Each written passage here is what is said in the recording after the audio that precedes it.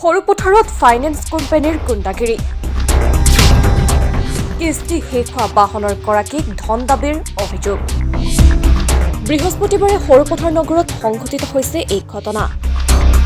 সৰুপথাৰ নগৰৰ পৰা সুমিত চৰেং আৰু এজন যুৱকে AS05N 2364 নম্বৰৰ পালচাৰ বাইকত পাঞ্জান অভিমুখে গৈ থকা অৱস্থাত পাঞ্জান চাৰিআলিত দুজন অচিনাক্ত যুৱকে আগুচি ধৰে যুৱক দুজনে নিজকে বাজাজ ডিলাৰৰ কৰ্মচাৰী বুলি চিনাকি দিয়াৰ লগতে বাইকৰ 26,000 টকা মাহেকীয়া কিস্তি দিবলৈ আছে বুলি ধন দাবী কৰে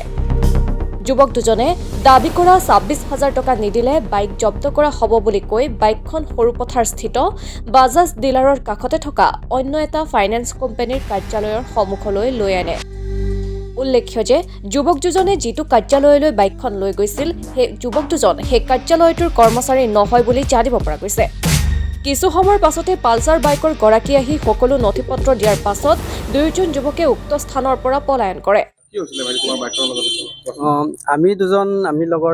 লগৰ হয় মোৰ মানে কাৰণ মই থবলৈ গৈছিলোঁ ঘৰ তো আমাৰ আধা বাটতে দুজন ল'ৰাই আমাক ৰখালে ৰানিং বাইকতে আছিলোঁ আমি ৰখালে তাৰপিছতে সুধি আমাক কৈছে তোমালোকৰ ফাইনেন্স দিয়া নাই লেট ফাইন হৈছে এনেকুৱা বুলি কৈছে তাৰপিছতে আমাক ৰখালে তাৰপিছত তোমালোকৰ গাড়ী আজি চিজ কৰা হ'ব যদি তোমালোকে ডিলাৰ নোযোৱা তেনেকুৱা কৈছে তাৰপিছতে মই কৈছোঁ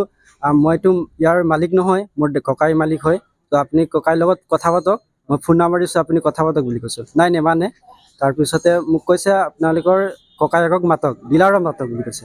তাৰপিছতে সেইটো কথা নহয় বুলি কৈছোঁ আপুনি ভালকৈ কথা পাতি লওক কি কথা কি নাই তাৰপিছতে নাই নেমানে কৈছে তো মই সুধিলোঁ তাৰপিছতে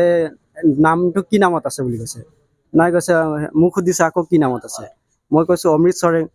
আপুনি চাওকচোন কি নামত আছে কৈছে অমৃত চৰেঙে আছে বুলি কৈছে নেমানে কিন্তু তাৰপিছতে আকৌ মই কৈছোঁ নাম্বাৰ প্লেট চাই লওক কি আছে ভুল হৈছে নেকি কিন্তু নাম্বাৰ প্লেট নাচাই আমাক কৈছে আপোনাৰ গাড়ী চিজ কৰা হ'ব যদি আপোনালোকে ডিলাৰ নাযায় তাৰপিছত তাৰ ককায়ক ফোন কৰিলে ককায়কৰ লগত কথা পাতিলে তাৰ ককায়ককো মাতিছে আপুনি ডিলাৰত ৰাখক বুলি আৰু আমি আহিলোঁ আৰু আহি দেখিছোঁ ইয়াত আপুনি আহি পেলাই আমাক ইয়াত সোমাই নিছে আমাক লেট ফাইন বুলি ক'লে আমাক হা এল&টি চিজ কৰিম বুলি কৈছিলে আমাক 26,000 বুলি কৈছিলে আমাক 26,000 টকা বুলি কৈছিলে আমাৰ হ'ল 3 বছৰ শেষ হ'ল আমাৰ চিজ কৰিম বুলি কৈছিলে চিনি নাপাওঁ মই এইজনী চিনি পায়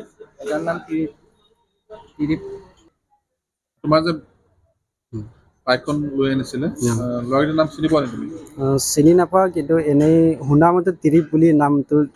জানো আৰু সিহঁতে এটা বিচাৰি ফুৰিছোঁ কিন্তু দেখা পোৱা নাই এতিয়ালৈকে বাইকখন এই ওচৰতে আছে ইয়াত দেখিছে আপোনালোকে বাইকখন ওচৰতে কিন্তু মানুহ দুজন ক'ত আছে আমি ফোন কৰি আছোঁ কিন্তু ফোন ৰিচিভ নকৰে ইতিমধ্যে দুয়োজন যুৱকৰ বিৰুদ্ধে সৰুপথাৰ থানাত গোচৰ ৰুজু কৰিছে সুমিত চৰেং নামৰ যুৱকজনে সৰুপথাৰৰ পৰা Hemanta তামুলীৰ report my news any